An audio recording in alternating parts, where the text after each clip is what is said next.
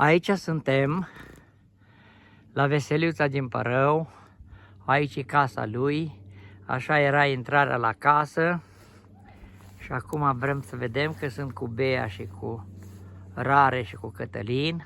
Uite cum era la Veseliuța acasă, vezi? De-aia vreau să vedem cum era casa asta de la țară, vezi? Acum ai pus lacăt, pentru că nu este nimeni aici. Laia ai plecat la Sibiu și Mihăiuț, care a fost colegul nostru, a murit. Aici avea casa principală și aici avea o anexă de vară, așa unde stăteau ei, în partea asta.